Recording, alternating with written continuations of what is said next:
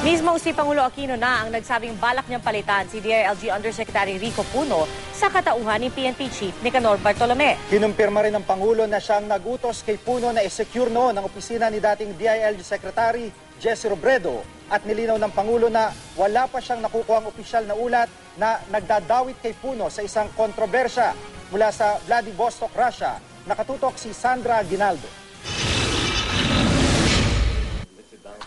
Sa pagharap ni Pangulong Aquino kagabi sa Philippine media na nasa APEC Summit, hindi naiwasang talakayin ang kontrobersyang kinakaharap ng kaibigang si DILG Undersecretary Rico Puno. Sabi niya, papalitan na si Puno sa DILG. Ang posibleng pumalit, si PNP Chief Nicanor Bartolome na paretiro na sa Marso. Actually, as Director General Bartolome, also to consider and to resign earlier, he will be given a different position, so as to afford the next Director General time to, to get a firm hold of the forces that are in the PNP to ensure that we have peaceful elections.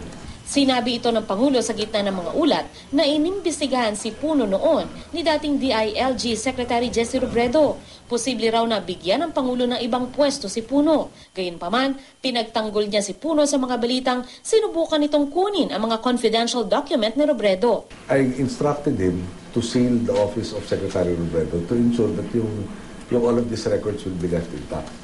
Okay? And that is the extent of the instructions that I gave to him.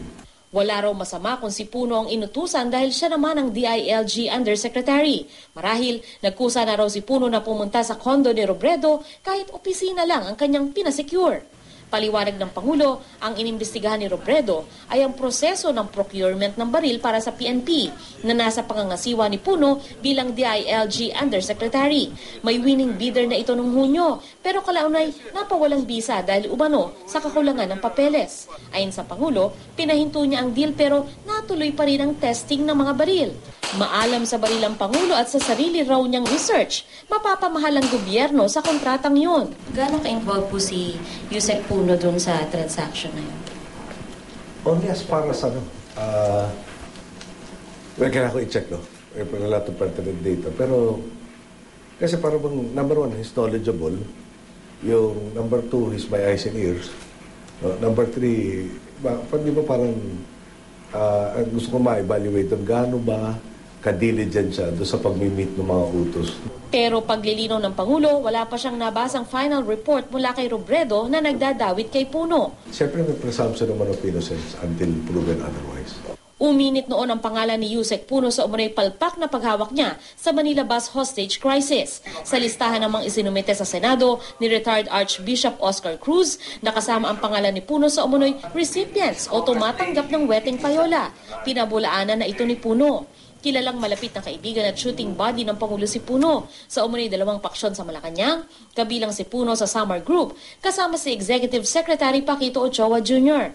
Balay naman ang grupo nina Secretary Mar Rojas at Robredo. Samar Group ang umunoy sumuporta noon sa Aquino Binay Tandem noong eleksyon, habang ang Balay Group naman ang para sa Aquino Rojas Tandem. Mula rito sa Vladivostok, Russia, Sandra Aguinaldo, nakatutok, 24 Oras.